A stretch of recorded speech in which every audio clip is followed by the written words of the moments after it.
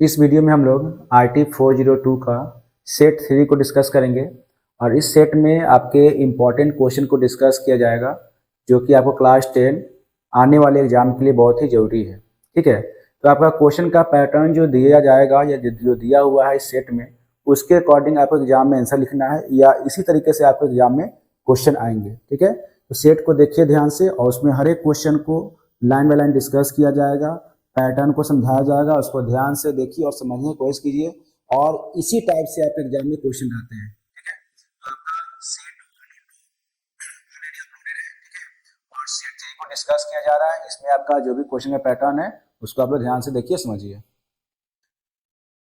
देखिए, आपका इंस्ट्रक्शन है जो हर क्वेश्चन के लिए आपका एक रहता है। ठीक है, आपका क्वेश्चन का जो पैटर्न होगा वो जैसा पैटर्न होगा, जो क्वेश्चन का मार्किंग होगा आपको यहाँ सेट्स में दिया रहेगा। ठीक है, आपका 2 सेक्शन में क्वेश्चन होगा और 2 सेक्शन में आपका सेक्शन ए जो होगा वो 24 मार्क्स का होगा और सेक्शन बी जो होगा वो 26 मार्क्स का होगा। उसके अकॉर्डिंग आपका क्वेश्चन और MCQ जो है डिवीजन किया हुआ है, डिवाइड किया हुआ है। देखिए ध्यान से, आपका यहाँ पे सेक्शन ए में ऑब्जेक्टिव टाइप क्वेश्चन हो जाएगा। ऑब्जेक्टिव में सबसे पहला आपका क्वेश्चन हो जाएगा 6 MCQ टाइप क्वेश्चन होंगे जिसमें से आपको 4 अटेम्प्ट करना है। होता क्या है कि कुछ बच्चे जो है आपका 6 क्वेश्चन में से 6 क्वेश्चन को अटेम्प्ट कर देते हैं, जिससे प्रॉब्लम क्या होता है कि वो सोचते हैं कि हम अगर 6 क्वेश्चन बनाएंगे तो जो चेकर है या जो एग्जामिनर है, जो एग्जाम कॉपी को चेक करते हैं, वो क्या करेंगे, नंबर आपको पूरा दे देंगे। लेकिन ऐसा नहीं होता है। आपका अगर 6 क्वेश्चन को अटेम्प्ट करेंगे तो आपका स्टार्टिंग का 4 जो क्वेश्चन होगा वो काउंट में आएगा। ठीक है, लास्ट का आपका गलत हो या सही हो उससे कोई मतलब नहीं होगा। इसलिए जितना क्वेश्चन कहा जाता है उतना ही क्वेश्चन आप अटेम्प्ट कीजिए और कोशिश कीजिए कि क्वेश्चन वाइज आप ABCD ना लिख के ए का जो आंसर होगा उसका पूरा लिखिए। बहुत सारे बच्चे क्या करते हैं, 1 नंबर का क्वेश्चन है, 1 का अगर फर्स्ट नंबर अटेम्प्ट कर रहे हैं तो 1 का A लिख दिए, 2 का B लिख दिए, 3 का C लिख दिए। आपके पास काफी समय होता है, 2 घंटा के अकॉर्डिंग आपका पेपर जो होता है उसमें आप आराम से ऑप्शन के साथ साथ उसका नाम भी लिख सकते हैं। ठीक है, इसीलिए जब भी कोई जवाब देते हैं, जब भी कोई आंसर लिखते हैं तो ऑप्शन के साथ साथ उसका नाम जरूर लिखिए। ठीक है, आधा लिखिएगा, आपका नंबर जो होगा कहीं ना कहीं कट जाएगा। ओके, तो ध्यान से देखिए, यहाँ पे आपका दिया हुआ है first question, answer any 4 out of the given 6 question on employability skills. First आपका हो गया, when it is difficult to communicate with someone who is not willing to talk or express their feeling and view, it means there isn't dash। अगर कोई person या कोई ऐसे लोग हैं जो अपने फीलिंग को एक्सप्रेस नहीं कर पा रहे हैं, नहीं कर सकते हैं, ठीक है, तो उस तरह कंडीशन में उसके ऊपर क्या बीता जाए कि वो कौन सा बैरियर्स में आएगा। ठीक है, कल्चर बैरियर्स में आएगा, फिजिकल बैरियर में आएगा, इंटरपर्सनल बैरियर्स में आएगा या फिर लैंग्वेज बैरियर्स में आएगा। ठीक है, तो इस कंडीशन में आपको चारों ऑप्शंस को देखना है और बताना है कौन सा बैरियर जो होगा वो उसके अकॉर्डिंग होगा। तो आपका होगा इंटरपर्सनल बैरियर। इसमें क्या होगा कि वो अपने फीलिंग को दूसरे के सामने एक्सप्रेस नहीं कर पाता, उसको समझ में नहीं आता वो क्या बोले और क्या नहीं बोले। ठीक है, अब आते हैं नेक्स्ट क्वेश्चन की तरफ। क्वेश्चन है आपका, Kartik computer while running very slow hang and often restart. Kartik computer जो है बार बार हैंग हो जा रहा है, रीस्टार्ट हो जा रहा है, बहुत स्लो काम कर रहा है। He is very confuse and tense as he was working on a very important assignment. वो बहुत कंफ्यूज हो चुका है, बहुत ही टेंशन में है क्योंकि वो एक बहुत ही इंपॉर्टेंट असाइनमेंट पे काम कर रहा है। Kartik friend gave him the flowing suggestion, identify who has given him a genuine suggestion। तो आपको उसके कुछ कार्तिक के फ्रेंड जो है, 4 फ्रेंड है, चारों ने अलग अलग सजेशन दिया है। अब कार्तिक जो है कौन से सजेशन को मानेगा। ठीक है, तो पहला है Radha, restart your machine. Radha बोलती है अपना मशीन को स्टार्ट कीजिए, कंप्यूटर स्टार्ट कीजिए। सेकंड है Ishan, install reliable antivirus software. एक ढंग का जो रिलायबल एंटीवायरस सॉफ्टवेयर उसको इंस्टॉल कीजिए। अमर बोलता है कि डोंट यूज पेन ड्राइव। भाई अब कंप्यूटर हैंग करा तो पेन ड्राइव यूज कीजिए नहीं, कि कोई फर्क नहीं पड़ता है। ठीक है, क्योंकि अब ऑलरेडी आपका कंप्यूटर हैंग हो चुका है। उसके बाद फोर्थ क्या है, Sam install free antivirus from net. तो कभी भी आप लोग फ्री एंटीवायरस से बचिए, ये तो आपको नहीं करना है। तो आपका सही आंसर हो जाएगा ईशान। ठीक है, ईशान जो है उसको सही सजेशन देता है कि भाई आप एंटीवायरस इंस्टॉल कीजिए और इसको अपडेट कीजिए। ठीक है, आगे बढ़ते हैं। क्वेश्चन थर्ड है, dash refers to focusing human effort for maintaining a healthy body and healthy mind capable of better withstanding stressful situation. Simple समझ लीजिए कि स्ट्रेसफुल सिचुएशन में आपको क्या अपनाना है, ठीक है। तो आपका अपनाना है स्ट्रेस मैनेजमेंट, ठीक है। आप स्ट्रेस मैनेजमेंट को अपनाएंगे तो किसी भी कंडीशन में आपको स्ट्रेस नहीं होगा, ओके।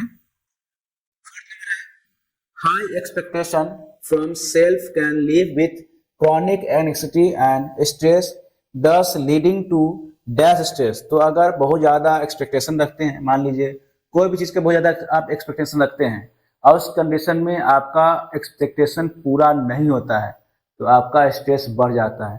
तो कौन सा स्ट्रेस बढ़ेगा? आपको मेंटल स्ट्रेस बढ़ जाएगा, ठीक है। ऐसे भी स्वाभाविक सी बात है, आप एग्जाम दे रहे हैं, पढ़ाई कर रहे हैं, एग्जाम में आपका एक्सपेक्टेशन हो गया कि भाई हमको 90% से ऊपर आएगा, लेकिन आपको उतना नहीं आता है तो उस कंडीशन में क्या होता है? आपका स्ट्रेस बढ़ जाता है, आपका मेंटल स्ट्रेस बढ़ जाएगा, ठीक है।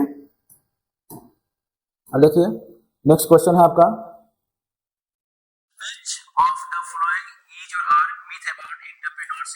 इसमें से 4 ऑप्शन आपका दिया हुआ है, कौन सा ऑप्शन जो है एंटरप्रेन्योर के अकॉर्डिंग मीट है, ठीक है। पहला, नीड लॉट्स ऑफ मनी, बहुत पैसा जरूरत पड़ता है, देखते हैं। Must have a great idea, आपको हर काम करने के लिए पूरा अच्छे से आइडिया होना जरूरी है।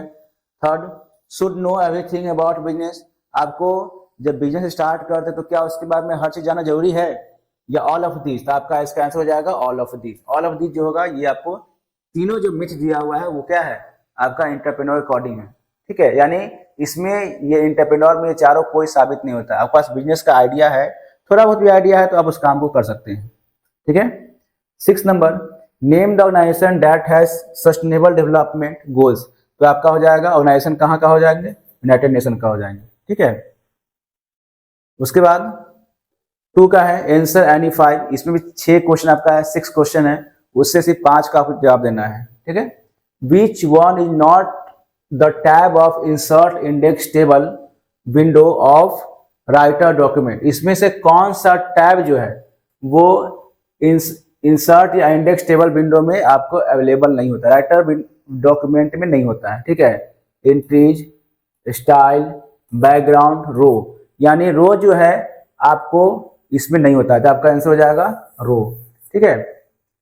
Question 2, in the custom style each dash field on the structure line represent a blank space in a document, इसमें से कौन सा फील्ड जो है स्ट्रक्चर लाइन का वो ब्लैंक स्पेस को रिप्रेजेंट करता है, ठीक है। तो आपका हो जाएगा ब्लैंक फील्ड जो होता है, सॉरी ब्लैंक फील्ड जो होता है, black field on the structure line represent blank space, जो आपको ब्लैक फील्ड जो होगा वो आपको स्ट्रक्चर लाइन का ब्लैंक स्पेस को रिप्रेजेंट करता है, ठीक है।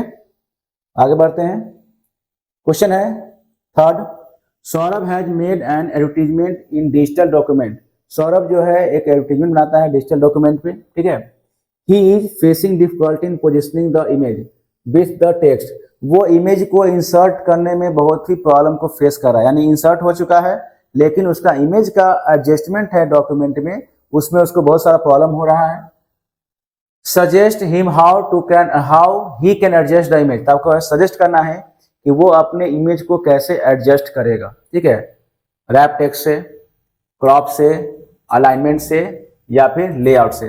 तो आपका रैप टेक्स्ट जो ऑप्शन होता है उसके माध्यम से हम लोग इमेज को एडजस्ट कर सकते हैं। रैप टेक्स्ट में क्या होता है कि आप अपने टेक्स्ट को अपने अकॉर्डिंग उसको तोड़ के और दूसरे लाइन में एडजस्ट कर सकते हैं, ठीक है। 4 number, a dash is a collection of record that store data in mail merge, mail merge में कौन से ऐसे कलेक्शन है जो रिकॉर्ड को स्टोर करता है, ठीक है। आपका हो जाएगा डेटा सोर्स, ठीक है। क्वेश्चन है, क्वेश्चन है, ठीक है। मेल मर्ज से आपको एग्जाम में नहीं आएगा, बट मैंने एक क्वेश्चन इसमें डाला है कि भाई आप लोग को कुछ एमएस वर्ड के बारे में या जो राइटर डॉक्यूमेंट है उसके बारे में आइडिया हो जाएगा, ठीक है। तो मेल मर्ज में एक डेटा सोर्स होता है जिसमें आपको सारे डेटा का कलेक्शन रहता है स्टोर, जिससे हम लोग मेल मर्ज में उसको यूज करते हैं। आइए next question, to increase the contrast of an image dash option is use in document, document में हम लोग कॉन्ट्रास्ट को बढ़ाने के लिए डॉक्यूमेंट में जो भी आपका इमेज होगा उस इमेज के कॉन्ट्रास्ट को बढ़ाने के लिए हम किसका यूज करते हैं, तो आपका हो जाएगा शार्पन। शार्पन टूल जो होता है आपके इमेज में आपका इमेज के कॉन्ट्रास्ट को बढ़ाएगा। एक ब्राइटनेस होता है, कॉन्ट्रास्ट होता है, तो शार्पन से क्या होगा, आपका इमेज का कॉन्ट्रास्ट बढ़ेगा।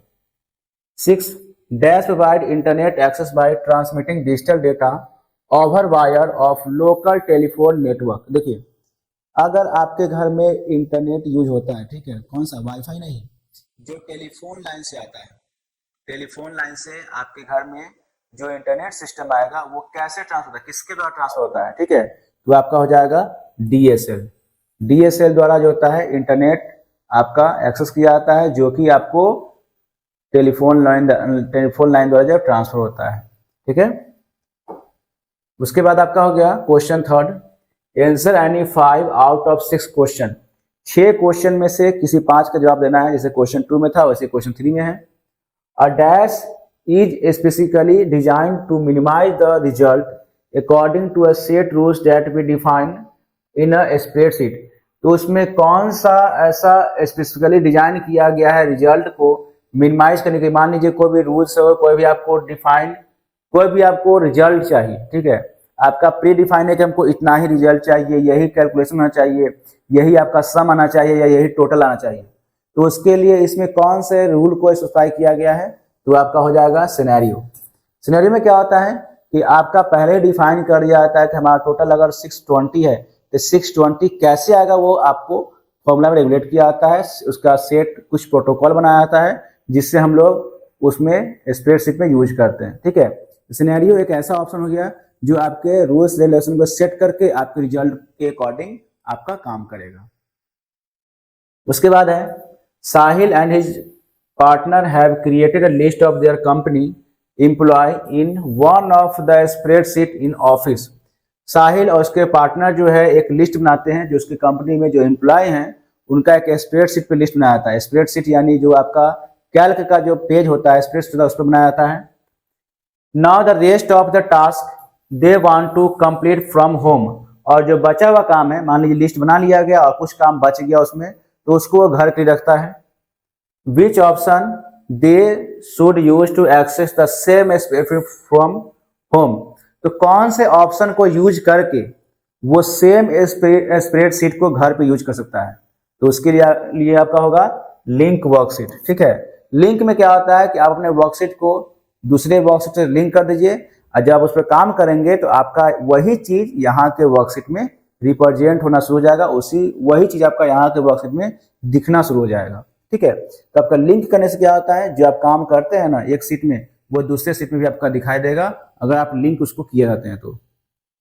उसके बाद आपका नेक्स्ट क्वेश्चन है dash can help to clarify the relation between cell while using multiple operation.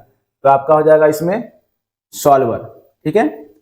Identify the part of a spreadsheet using which a user can manage multiple seat.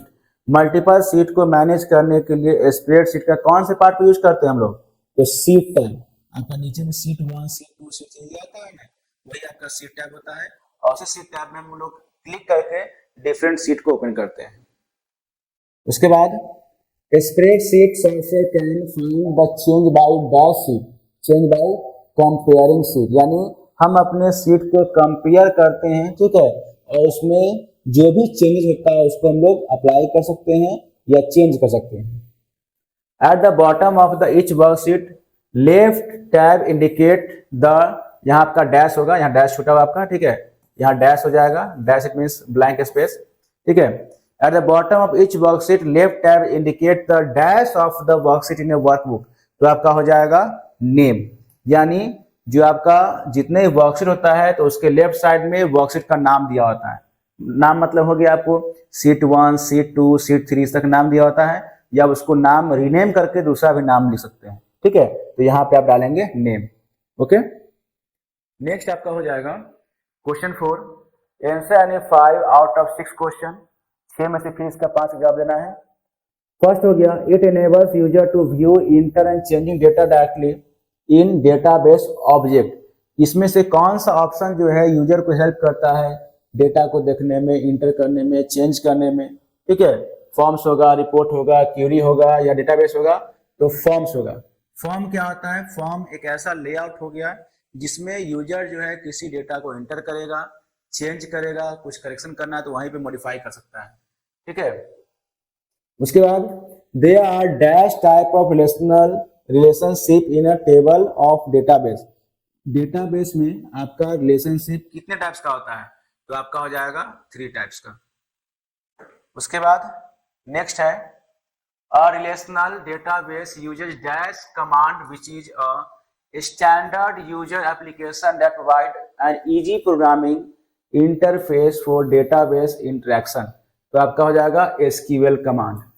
ठीक है, SQL command होगा। Access command अलग होता है, Python command तो programming होता है, और प्रोटोकॉल तो हम लोग इंटरनेट में यूज करते हैं, इसलिए इसका आंसर हो जाएगा SQL कमांड।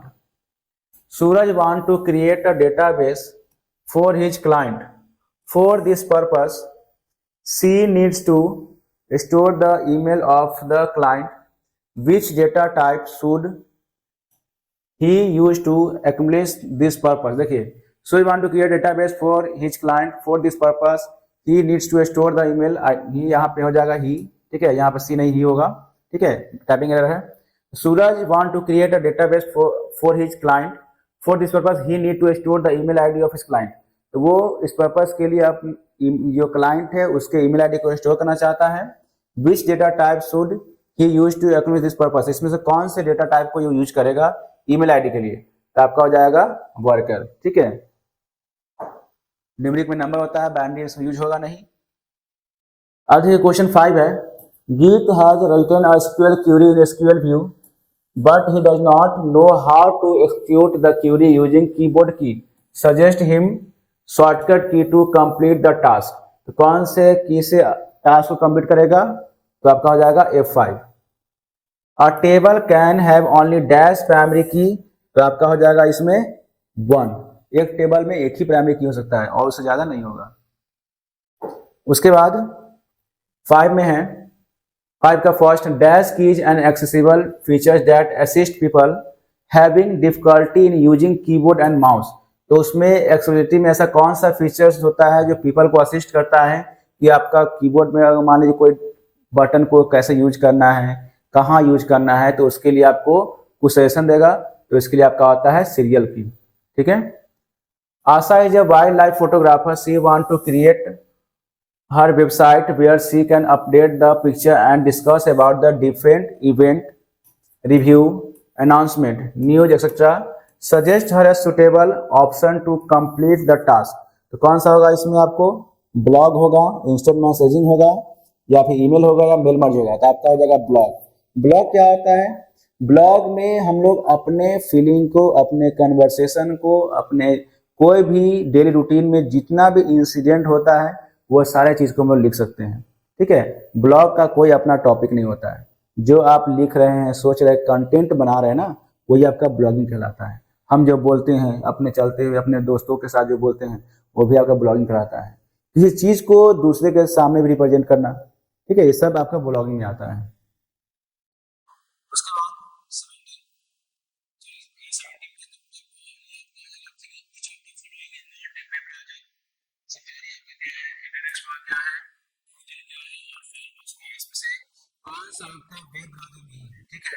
सफारी आपको क्या है?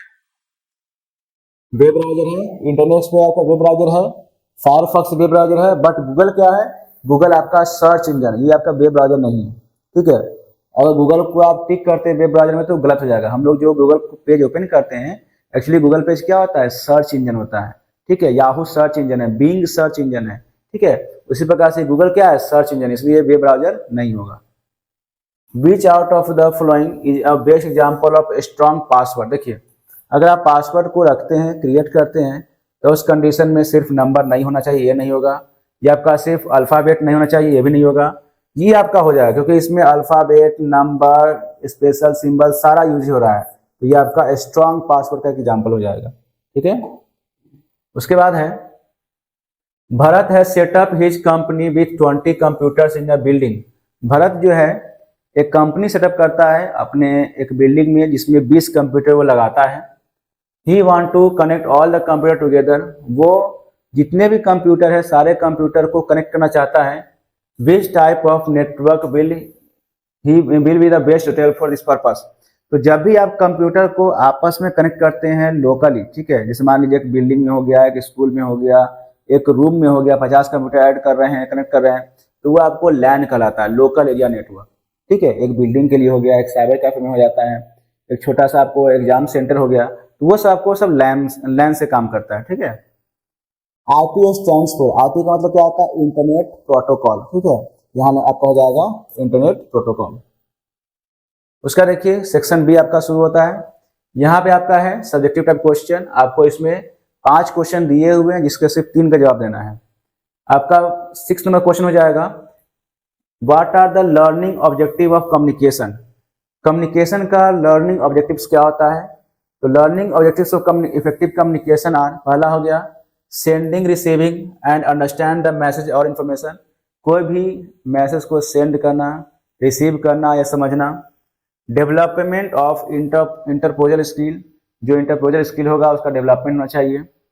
To express effectively with maximum efficiency, हम अगर किसी बात को बोल रहे हैं तो अपने फीलिंग को ज़्यादा से ज़्यादा दूसरे को समझा सकें। ठीक है, ये आपका होगा ऑब्जेक्टिव ऑफ लर्निंग, ये लर्निंग कम्युनिकेशन। ठीक है, यानी लर्निंग ऑब्जेक्टिव ऑफ कम्युनिकेशन हो जाएगा। 7, why do we say that an entrepreneur should be open minded. हम लोग ऐसा क्यों कह सकते हैं कि एंटरप्रेन्योर जो होता है वो ओपन माइंडेड होता है, ऐसा क्यों कह सकते हैं, या रीजन क्या है उसका? ठीक है, तो आंसर हो जाएगा the smartest and most successful people welcome new idea and diverse perspective allowing them to see more opportunity ahead of them and better solution for problem. देखिए होता क्या है, जो स्मार्ट लोग होते हैं, ठीक है, या फिर जो हमेशा अपने सक्सेस के बारे में सोचते हैं, ठीक है, वो हमेशा नए नए आइडिया को वेलकम करते हैं। वेलकम मतलब क्या होता है, उसको एग्री करते हैं, उसको एक्सेप्ट करते हैं। क्योंकि एक अच्छा बिजनेसमैन, एक अच्छा एंटरप्रेन्योर वही होगा जो नए नए इनोवेटिव आइडिया को अप्लाई करता है। ठीक है, open minded entrepreneur are able to strategize better because they can listen to varying and look at the problem through multiple lenses। तो ओपन माइंडेड जितने भी लोग होते हैं ना, वो हर तरह के प्रॉब्लम को देखते हैं, समझते हैं, और हर तरीके से उस प्रॉब्लम को समझ कर, देख कर, और उसके प्रॉब्लम को सॉल्व भी करते हैं। ठीक है, एक सक्सेसफुल पर्सन होने के लिए आपको ओपन माइंडेड होना बहुत जरूरी है। आपको हर तरीके से सोचना होगा, निगेटिव थॉट्स नहीं आना चाहिए। अगर निगेटिव थॉट्स जहां आएगा तो आपका बिजनेस वहीं से बैक होना शुरू हो जाएगा, आप एंटरप्रेन्योर में आगे नहीं बढ़ पाइएगा। उसके बाद देखिए क्वेश्चन 8 है, how is self regulation connect to the ability to work independently. Self regulation जो है किसी काम को कैसे इंडिपेंडेंट रूप से करने में मदद करता है।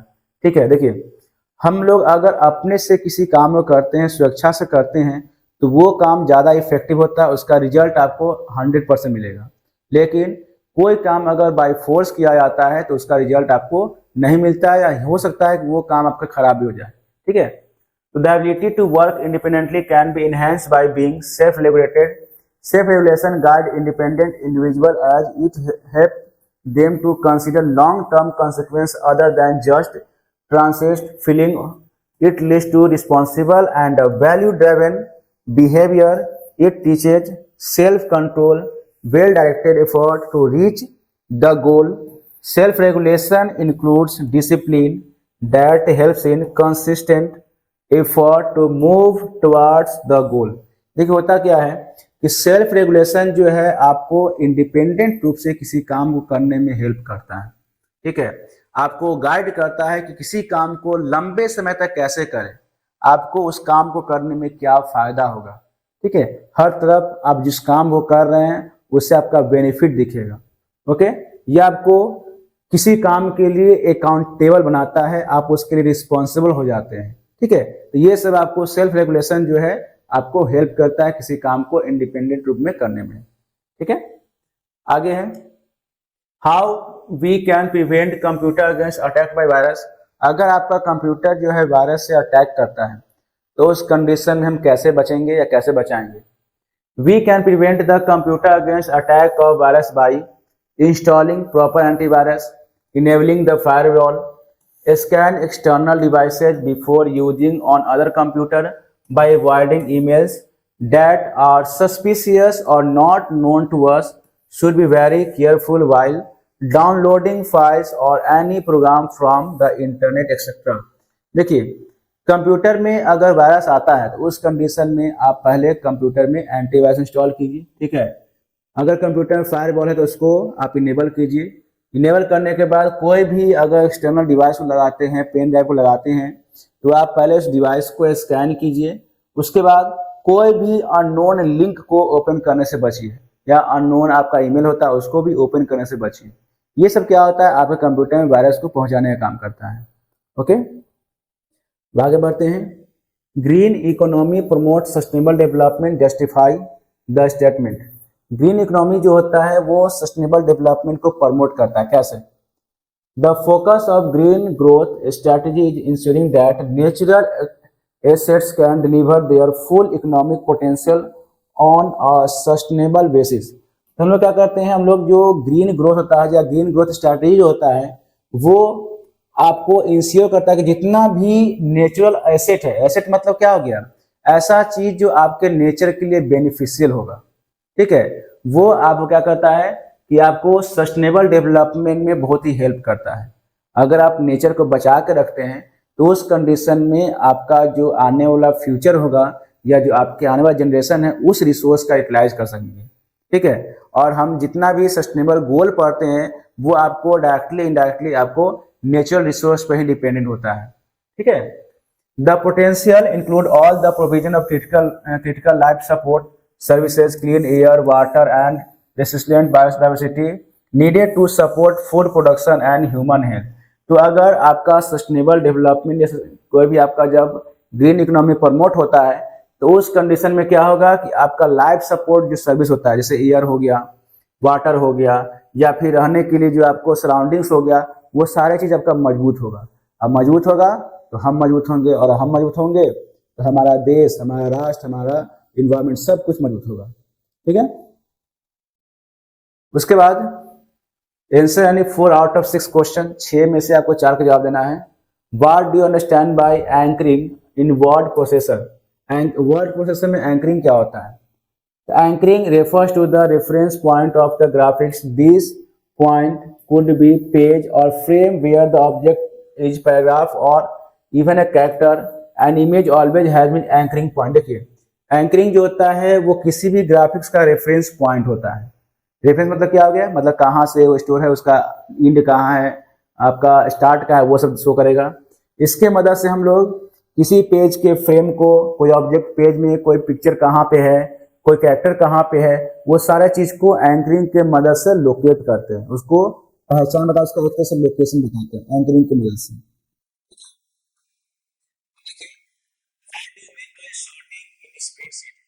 सॉर्टिंग मतलब क्या होता है? Sorting is a process of arranging data into meaningful order so that you can analyze it more effectively. For example, you might want to arrange sales data by calendar month so that you can produce a graph of sales performance। देखिए, sorting एक ऐसा process होता है कि किसी भी data को आप उसको अरेंज कर सकते हो अपने अकॉर्डिंग। सॉर्टिंग में आपका सिर्फ असेंडिंग डिसेंडिंग नहीं होता है, सॉर्टिंग में आप अपने अकॉर्डिंग डेटा को सॉर्ट कर सकते हैं, चाहे वो डेट वाइज हो, मंथ वाइज हो, अल्फाबेटिकल हो, सारे चीज में हम लोग अपने डेटा को अरेंज कर सकते हैं, उसको आपको फिल्टर कर सकते हैं, ठीक है। तो सॉर्टिंग का मतलब होता है arranging of data in a particular order with according to user requirement, या फिर sorting is used to arrange our data in alphabetical order in ascending or descending order, ठीक है। इस तरीके से हम लोग किसी भी डेटा को अरेंज करते हैं ascending और descending ऑर्डर में, ठीक है, या फिर यूजर के रिक्वायरमेंट के अकॉर्डिंग, तो वो भी आपका सॉर्टिंग कहलाता है। उसके देखिए, स्टेट यानी for adequates to find while chatting on the internet. देखिए, आप जब इंटरनेट पे चैटिंग करते हैं, ठीक है, तो कोई 4 रूल्स रेगुलेशन लिखना है। मतलब क्या, नियम कानून होता है। एटिकेट मतलब क्या होता है, नियम समझिए, कैसे रूल्स समझिए। रूल्स क्या होता है? Etiquette to be followed while chatting on the internet are. जब आप इंटरनेट से चैटिंग करते हैं तब कौन कौन से नियम रूल्स को अपनाना चाहिए? पहला, message should be short and to the point. कहीं भी किसी को मैसेज कीजिए तो मैसेज शॉर्ट होना चाहिए, टू द पॉइंट होना चाहिए। उसके बाद always introduce yourself by name if your screen name does not reflect it। अगर आपका नाम स्क्रीन पे नहीं आ रहा है तो अपने आप को नाम से इंट्रोड्यूस कीजिए, ज़्यादा लंबा कुछ देने की जरूरत नहीं है, आप सिर्फ अपने नाम को वहाँ पे इंट्रोड्यूस करेंगे। उसके बाद always ask if the other person has time to chat first, regardless of how important you think what you have to say, it's not going to be well received if the recipient is busy। हमेशा पूछिए, अगर मान लीजिए आप chatting कर रहे हैं, कोई नया पर्सन है, ठीक है, तो जो आप बात बोल रहे हैं या जो चैटिंग कर रहे हैं उससे कम्युनिकेट कीजिए कि are you hearing, are you listening और नॉट। अगर बिजी है तो उस कंडीशन में उसको इग्नोर कीजिए या फिर चैटिंग से आप बाहर आ जाइए। कभी कभी होता है क्या है कि आप चैटिंग कर रहे हैं लेकिन सामने वाला जो है सही से उसको कम्युनिकेट नहीं कर पा रहा है, सुन नहीं पा रहा है, आपका रिस्पॉन्स नहीं दे पा रहा है, तो उस समय चैटिंग आपका व्यर्थ हो जाएगा। उसमें बेटर ये है कि आप चैटिंग को बंद कर दीजिए, फिर से रीस्टार्ट कीजिए। ठीक है, अब देखिए question 14, how is goal seek different from solver in spreadsheet. Goal seek और सॉल्वर में क्या डिफरेंस है? देखिए ये क्वेश्चन बहुत ही इंपॉर्टेंट है क्योंकि एग्जाम में आपको आने का चांसेस ये ज्यादा आता है। आप गोल सीक, सॉल्वर, ये 3 पॉइंट जरूर कर लीजिएगा, इस पे आपको क्वेश्चन रहना स्वाभाविक सी बात है। Goal seek determine what value need to be input in a cell achieve the described result in formula cell. देखिए जस्ट क्लियर लिखा है कि गोल सीक जो है वो डिटरमाइन करता है कि हम उसमें क्या इनपुट डालें, ठीक है, सेल में क्या इनपुट डालें कि आपका रिजल्ट जो है वो फार्मूला के अकॉर्डिंग आपका क्या होगा, एक सेल से दूसरे सेल में ट्रांसफर हो जाएगा। मतलब ये हो गया कि आप ऐसा कौन सा उसमें इनपुट डालेंगे कि आपका सेल में जो वैल्यू है, रिजल्ट है, वो आ जाएगा। गोल सीक में ये होता है, ठीक है। Whereas solver can solve equation that use several variable, so can it use to determine what value need to be entered in a multiple input cell to achieve the described result। और solver एक ऐसा equation को solve करता है या एक ऐसा input को डालता है या ऐसा वैल्यू को डिटरमाइन करता है जिसमें ये आपको पता चलेगा कि हम ऐसा कौन सा मल्टीपल वैल्यू को डालें जिससे हमारा रिजल्ट जो होगा वही आना चाहिए जो हम चाहते हैं। ठीक है, हम उसमें कौन सा मल्टीपल वैल्यू को डालेंगे जो हमारा रिजल्ट जो पहले से दिया हुआ है वही आएगा। अगर आप जो है मान लीजिए किसी को 10,000 वैल्यू लाना है, ठीक है, तो उसमें हम कितना कितना अमाउंट जोड़ेंगे बीच में जो आपका वैल्यू जो होगा 10,000 आएगा, तो उस कंडीशन में हम लोग सॉल्वर का यूज करते हैं। आपको इक्वेशन बनाना होता है और ये सब चीज आपको ज्यादातर फाइनेंशियल वर्क में यूज किया जाता है। गोल सीक हो गया, सॉल्वर हो गया, व्हाट इफ ये सिनेरियो हो गया, ये सब चीज आपको जो होगा आपको जनरली फाइनेंशियल में यूज किया जाता है। Differentiate between primary key and foreign key. Primary key और फॉरेन की में क्या डिफरेंस होता है? A primary key is a unique value that identify a row in a table. तो प्राइमरी की जो होता है वो एक ऐसा यूनिक की होता है जो टेबल में आइडेंटिफाई होता है। Where as foreign key identify a column और set of column in one referencing table that refers to column और set of column in another reference table. तो अगर एक कॉलम, जैसे मान लीजिए यहाँ पे आपको प्राइमरी की 1 2 3 4 दिया हुआ है, ठीक है, और यहाँ आपको एडमिशन नंबर दिया हुआ है, एडमिशन नंबर, और यहाँ पे नेम दिया हुआ है। तो मान लीजिए कि आपका एडमिशन नंबर जो हो गया वो प्राइमरी की हो गया, ये प्राइमरी की हो गया। अब इसी प्राइमरी की को हम लोग यहाँ पे एडमिशन नंबर और मोबाइल नंबर यहाँ देते हैं, तो ये आपका फॉरेन की कहलाएगा। ठीक है, तो इसी का रेफरेंस की हम लेके यहाँ पर अगर यूज करते हैं दोबारा, तो that is called foreign key. Primary की यूनिक होता है लेकिन ये एक टेबल बना हुआ है, इसी टेबल का एडमिशन नंबर रेफरेंस लेके दूसरा टेबल जनरेट करते हैं और इसमें जो आपका बनेगा column that is called foreign की, वही आपका फॉरेन की कहलाता है। ठीक है, और ये याद रखिएगा कि टेबल है प्राइमरी की एक ही होता है लेकिन फॉरेन की जो होगा वो आपको डिफरेंट टेबल में बनते चला जाएगा। उसका देखिए, what is the importance of healthy lifestyle, give any 4 points related to it. आपको हेल्दी लाइफ स्टाइल का क्या इंपॉर्टेंस है, कोई 4 पॉइंट में आपको बताना है। A healthy lifestyle help to keep and improve people's health and well being. A healthy lifestyle include healthy eating habits, physical activity, stress management और sound sleep. ये 4 आपका हेल्दी लाइफ स्टाइल है जो आपके life को improve करता है। जैसे हेल्दी ईटिंग हैबिट्स हो गया, फिजिकल एक्टिविटी हो गया, ये 4 आपके लाइफ स्टाइल है जो आपको इम्प्रूव करता है पीपल के हेल्थ में, पीपल के वेलबींग में। ठीक है, और इसके अलावा भी और भी आप लिख सकते हैं और आपके लाइफ में एक हेल्दी लाइफ स्टाइल का क्या इंपॉर्टेंस है, ये तो आप अपने से बना के 50 वर्ड में 100 वर्ड में लिख सकते हैं। उसके बाद ये हो गया question 17। What do you understand by the term table of content? List characteristics of the good table of content word processor. देखिए, टेबल ऑफ कंटेंट्स को हम लोग शॉर्ट में लिखते हैं टीओसी, ठीक है।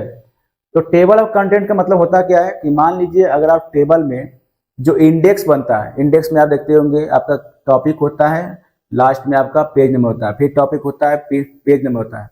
तो इस तरह का इंडेक्स बनाने के लिए जहां हम यूज करेंगे वो आपका टेबल ऑफ कंटेंट कहलाता है। देखिए, the table of content is a snapshot of heading and page number in your document and does not automatically update itself. You can make the changes, it act the map for the users.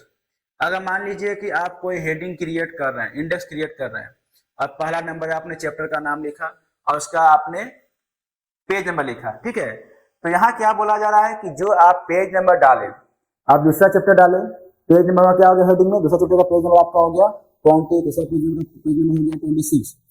इस तरीके से आपका जो heading होगा, in case मान लीजिए अगर आपका पेज बीच में इंसर्ट होता है तो हेडिंग के अकॉर्डिंग ऑटोमेटिक आपका पेज जो होगा वो एडजस्ट कर जाएगा। फॉर एग्जांपल मान लीजिए आपका चैप्टर 1 जो है पेज नंबर 8 में है, ठीक है, और चैप्टर 2 जो है पेज नंबर 12 में है, ठीक है। तो आपका जैसे ही मान लीजिए चैप्टर 1 में कुछ और पेज का एक्स्ट्रा जरूरत पड़ेगा, पेज इंसर्ट होगा, ठीक है। तो आपका इसमें ऑलरेडी 8 है, 8, 9, 10, 11 आपका 4 पेज यूज हो रहा है। जैसे 5 पेज यूज होगा तो आपका चैप्टर 2 जो पेज नंबर 12 में था ऑटोमेटिक पेज नंबर 13 हो जाएगा। यही आपका टेबल ऑफ कंटेंट से फायदा होता है। पेज आप डिलीट कीजिए, पेज एडजस्ट कीजिए, ऑटोमेटिक उसका हेडिंग जो है वो पेज नंबर को एडजस्ट कर लेता है, ठीक है। उससे क्या होता है कि किसी भी डॉक्यूमेंट को बनाने में यूजर को बहुत ही हेल्प होता है, ठीक है। अब देखिए, A good table of content has following characteristics। क्या होता है? It should easy to read and simple to use. It should be organized and formatted properly. It must be accurate and easily accessible. It should be given after the title and copyright page। हम लोग सबको इसमें create कर सकते हैं, बहुत फायदा होता है। अगर आप टेबल ऑफ कंटेंट यूज करते हैं तो उसमें आपका अगर मान लीजिए कहीं एडिटिंग करते तो आपका हेडिंग में भी एडिटिंग हो जाता है। उसका देखिए, explain the term scenario in relation to the spreadsheet with example। देखिए, स्प्रेडशीट में सिनेरियो का यूज क्यों होता है और कहाँ होता है, एग्जांपल के तौर पर समझिए। यहाँ पे scenario are the tool to test what if question. Scenario एक ऐसा टूल हो गया जो टेस्ट करता है कि क्वेश्चन क्या हो सकता है, कैसा क्वेश्चन है, कंडीशन क्या है। Each scenario is name and can be edited with formatted separately. हर एक सिनेरियो का हम लोग यूज करते हैं उसके नाम के अकॉर्डिंग, और जैसा रिक्वायरमेंट होता है उसके अकॉर्डिंग हम फॉर्मेटिंग भी करते हैं उसमें। When you print the spreadsheet, only the content of currently active scenario is printed।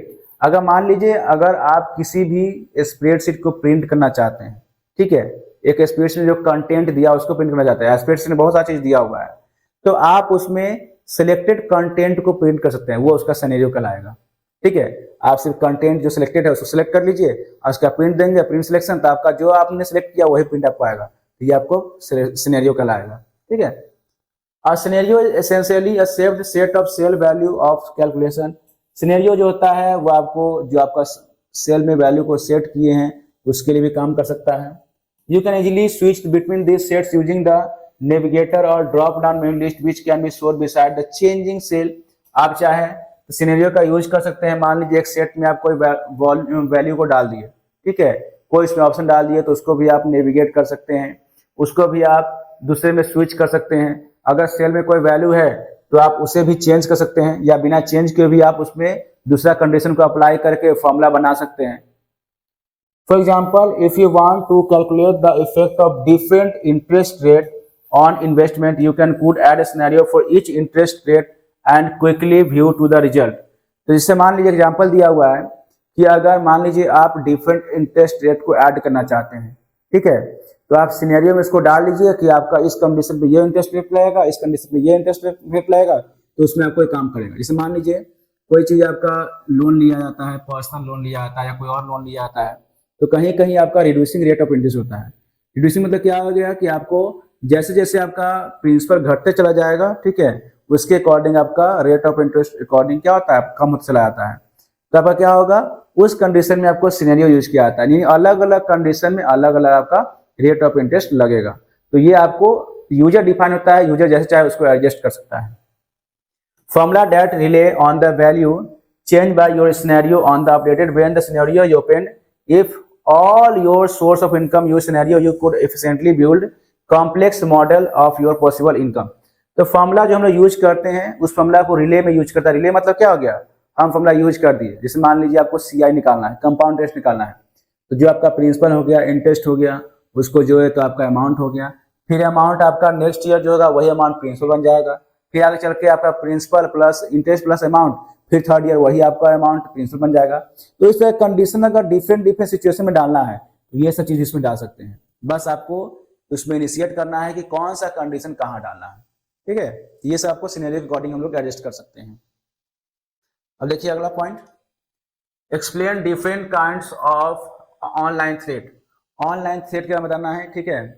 सबसे पहला हो गया they are different kind of online threats. पहला हो गया phishing. Phishing attack use fake communication such as an email to trick the receiver into opening it and carrying out the instruction inside, such as providing a credit card number। देखिए इसमें क्या होता है, एक ऐसा अटैक होता है जिसमें आपको फेक इंफॉर्मेशन दिया जाता है और आपको ये फोर्स किया जाता है कि भाई आप इस क्लिक कीजिए और जो आपका पर्सनल डिटेल है उस पर इंटर कीजिए, और जो लोग लालच में उसमें पर्सनल डिटेल इंटर कर देते हैं तो प्रॉब्लम क्या होता है कि आपका जो बेसिक इन्फॉर्मेशन होता है वो हैकर के पास चला जाता है और हमारा डेटा जो होता है वो लीक हो जाता है, खत्म हो जाता है, दूसरे के पास चला जाता है। तो इस चीज़ से बचने के लिए आपको एंटीवायरस का यूज कीजिए, ठीक है। तो आपको फिशिंग में ये होता है। दूसरा आपका हो गया malware. Malware is a malicious software such as spyware, ransomware, virus and worms. Malware activated when a user click on a malicious link और attachment when lead to be installing harmful software. होता क्या है कि कभी कभी आप software install करते हैं तो उस कंडीशन में एक ऐसा लिंक आता है जिस पे क्लिक करने के बाद आपका कंप्यूटर में वायरस आ जाता है और आपका कंप्यूटर स्लो हो जाएगा, इवन कभी कभी शट डाउन भी जाता है। तो उस कंडीशन में क्या होगा, आपका कंप्यूटर जो होगा स्लो होगा और स्लो होने के बाद शट डाउन हो जाएगा, या फिर शट डाउन हो गया तो आपका सारा डेटा जो है वो मेलवेयर के अकॉर्डिंग आपका दूसरे सिस्टम में चला जाता है या हैकर के पास चला जाता है। उसका यहाँ देखिए पासवर्ड अटैक हो गया। With the right password cyber attacker has access to wealth information social engaging a type of password attack that data insider defines a strategy cyber attackers use that relies heavily on human interaction and often involves tricking people into breaking standard security practice। देखिए password attack में क्या होता है कि जो भी आपका password होता है, ठीक है, वो पासवर्ड ब्रेक करके आपके सारे इन्फॉर्मेशन कॉपी कर लेता है, या फिर आपके कंप्यूटर में जो डेटा होगा, इन्फॉर्मेशन आपका डेटा होगा, यूजफुल डेटा होगा या फिर कार्ड से रिलेटेड डेटा होगा, उसको कॉपी करेगा। यानी पासवर्ड अटैक जहां हुआ तो आपके पास आपका अपना कुछ नहीं बचेगा, आपका मोबाइल या सिस्टम लॉक रहेगा, उसके बावजूद भी वो मोबाइल या सिस्टम को ओपन करके और सारे डेटा को एक्सेस कर सकता है, ठीक है। ईमेल स्पूफिंग क्या होता है, it is the forgery on email header on so that message appear to be have originated from someone and somewhere other than the actual source। मतलब ये हो गया कि एक्चुअल सोर्स को छोड़ के, जैसे आपको लगा कि कंपनी से मेल आया, लेकिन वो एक्चुअली कंपनी का मेल नहीं होता है, हैकर का मेल होता है, स्पैम मेल होता है।